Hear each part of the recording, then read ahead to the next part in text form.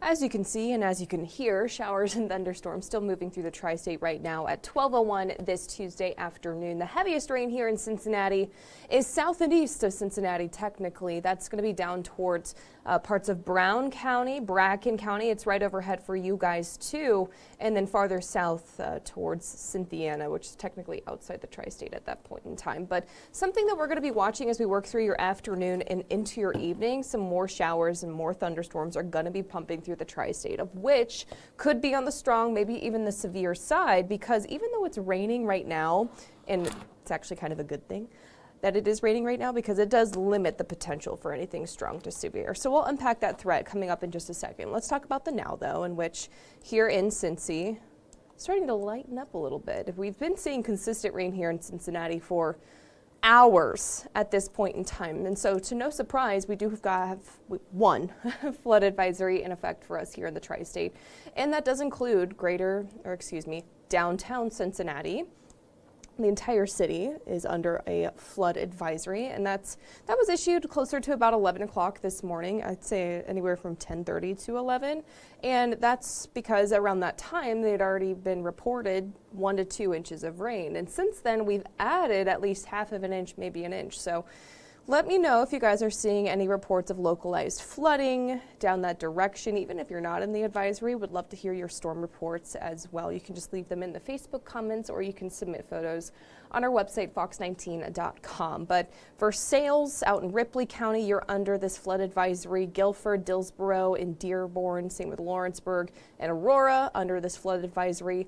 Northern Boone, Kenton, Campbell County is also under this flood advisory. That includes the airport. That includes Covington and downtown Cincinnati. Up towards Harrison, Green Township, also in this flood advisory.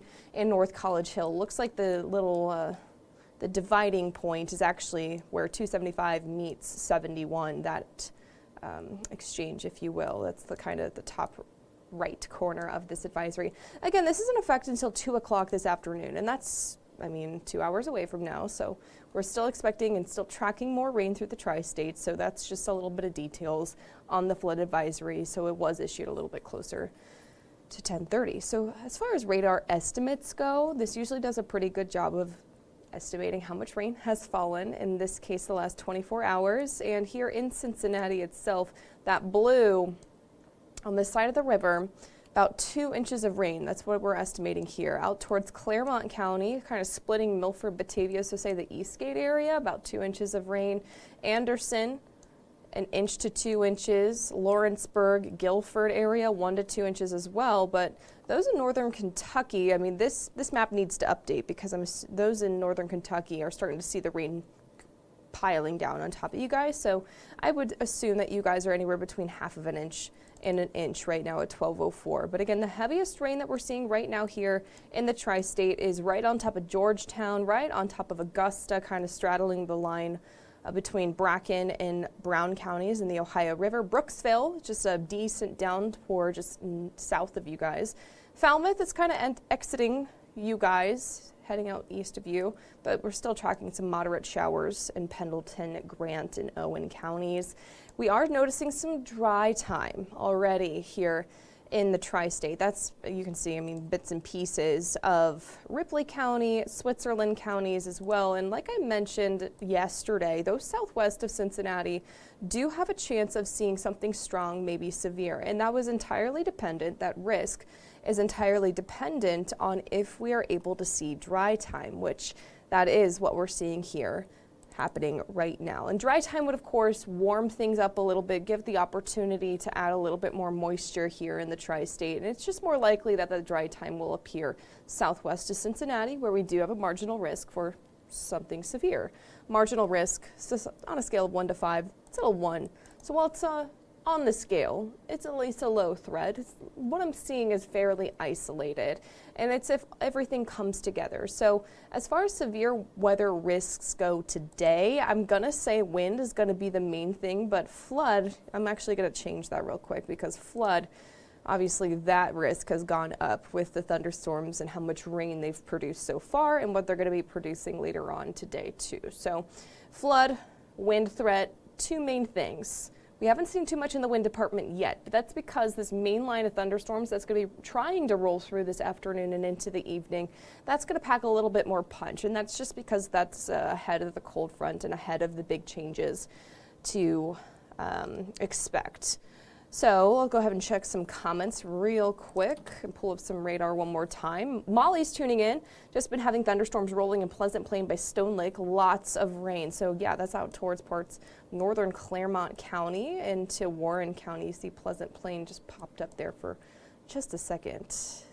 Yeah, it's kind of between Goshen and Harlan Township. Moderate showers, a few strikes of lightning just north of you, Molly, in Pleasant Plain, and thankfully things are going to start to lighten up for you as well, but like I mentioned and will continue to mention, maybe not such a great thing just because we still have the opportunity to see some showers and storms later on this afternoon. And that's the only question we have coming on in, so let's go ahead and get into the timing of these showers and storms. Again, really heavy rain is starting to exit at least the central tri-state. It's pulling into Adams, Mason, Robertson counties at this point in time. So that's what we kind of expect over the next hour or so, is that main line that we're seeing now will shift east, and then by about 2 o'clock we'll see some dry time here in Cincinnati. Again, opens up the door for warmer temperatures as well as this later on. Ahead of the cold front, which we're going to see some winds kicking up with that regardless, but within the thunderstorms, we can't rule out just an isolated strong wind gust.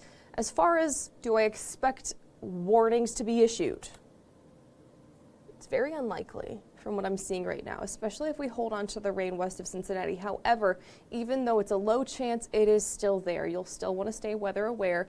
I mean, you can see just south or just a little bit closer. Let me see if I have my pointer. There it is. See that right there? Yeah, that could very well also produce some hail. That's also not out of the question. Here in Cincinnati, I'd say the main time frame for anything strong to severe would be about from 4 to 6 o'clock in the evening. I know heading home from work is going to be pretty dicey here. Those south and east of Cincinnati, that cluster of thunderstorms, if you will push into your area by about 6.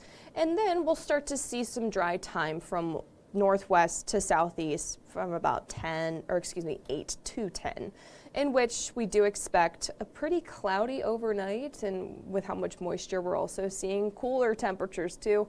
Gonna be tracking some fog overnight into Wednesday, so do expect that. Molly has a good question.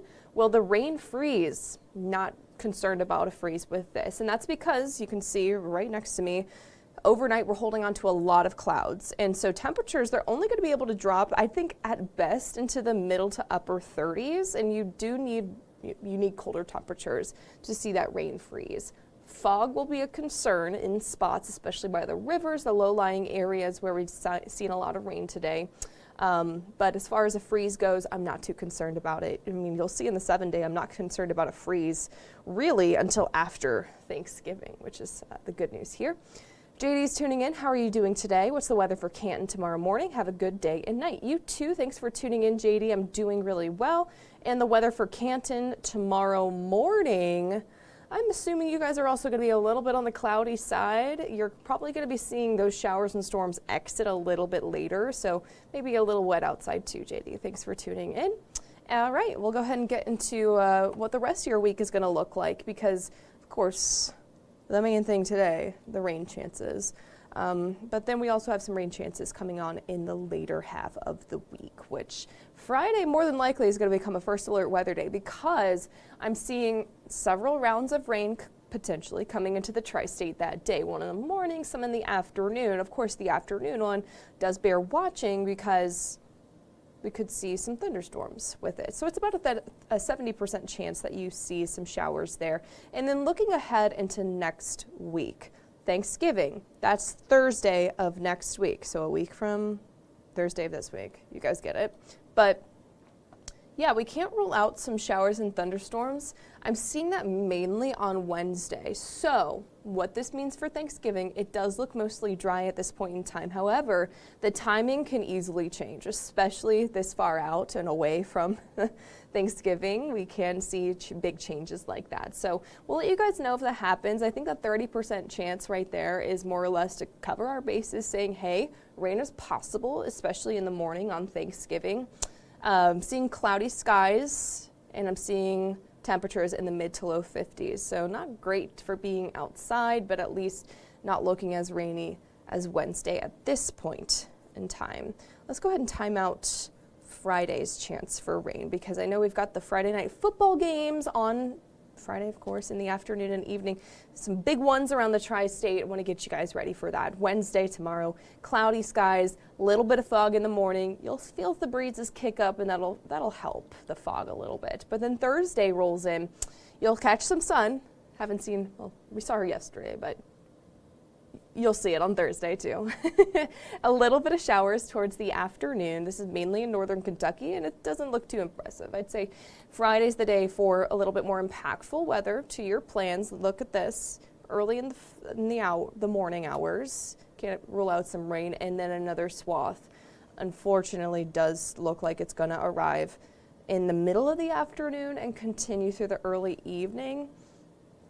We'll let you know if that changes. We'll, of course, keep a pretty close eye on it, but this might be a first alert weather day, depending on how much rain is possible with this. Which, let's go ahead and talk about that rain, shall we? Because while we aren't done with the rain today, Friday is going to add to those totals. So what I'm seeing kind of behind the scenes, I don't have a graphic prepared for you guys, but upwards of 2 inches have already been reported here in Cincinnati, out towards parts of Dearborn and Ripley counties.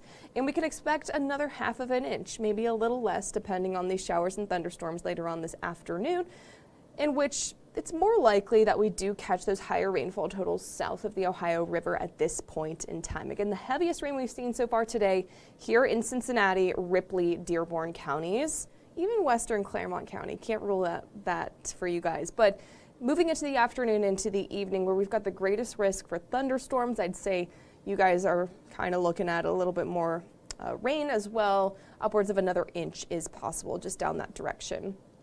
Molly's saying, thank you for keeping us safe. Enjoy your day. You too, Molly. I really appreciate your kind words this morning or afternoon. You guys get it. Let's get into your 7-day forecast with just a couple of chances for rain. Again, today's kind of the main day. At least we have the most confidence in it. It's a first alert weather day. But Friday, also more than likely going to become a first alert weather day too. I need to look at some of the data. I've been kind of busy this morning, admittedly. But Wednesday and Thursday, those look mostly dry. Mostly cloudy, but mostly dry. This keeps temperatures in the 50s for the afternoons. But look at the mornings, not exactly bitterly cold. So perhaps that's a silver lining. Mid to low 40s, expect waking up to those temperatures, so still jacket worthy for sure. Friday, those temperatures nearing 60 once again, so showers and thunderstorms still possible in the afternoon. We'll be keeping a close eye on the timing of that for any Friday night football games for you guys. But thankfully for the football games this weekend, looking good. Saturday and Sunday kind of securing themselves as mostly dry days, at least from what I'm seeing now, mid to upper 50s for the afternoons, and the mornings also not bitterly cold, and that's just because I'm still seeing those clouds, especially for Saturday behind the rain Friday. But then Sunday, skies will open up. You'll certainly notice more sun on Sunday, very fitting, and that'll warm us up near 60 once again by Monday. So the UC game against BYU on Saturday, you have tickets, looking good. Same with the game against the Bengals against the Patriots on Sunday. That's looking good. And then the FC Cincinnati match that evening, that is looking great too. Maybe just a little chilly with it being in the evening, but very normal November weather. And then stepping into next week, I want to give you the first alert on your Thanksgiving forecast, in which it does, like I mentioned, it does look mostly dry. It's good. It's also day 10 of a 10-day forecast. So we don't have a lot of certainty and confidence in that forecast quite yet, but right now the signals are looking good.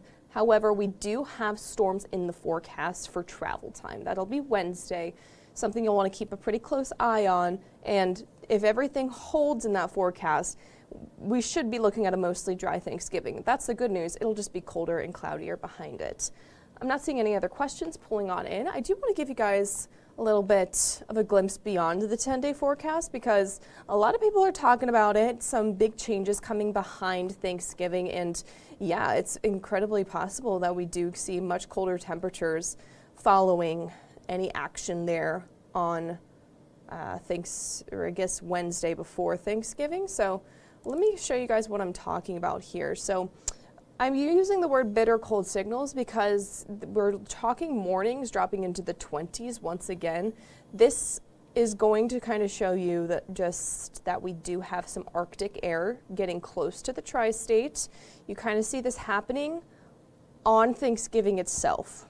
So Thanksgiving itself here in the tri-state, while it's going to be a little cooler, it's not going to be the coldest. However, the day after Thanksgiving, that's when we really start to notice that Arctic air, the dark blue that you see there on your screen, getting closer to the tri-state. And so, yeah, we can't rule out some pretty cold changes happening behind Thanksgiving. Again, Thanksgiving itself, it's looking okay right now. The clouds are kind of keeping us a little bit warmer, but I would start to plan now. If you haven't already switched your wardrobe over from perhaps the late summer back into the winter, I know. I wore my winter coat for the first time to work today. It wasn't even that cold. But anyways, you're going to need it more than likely because I'm seeing some signals beyond the 10-day forecast.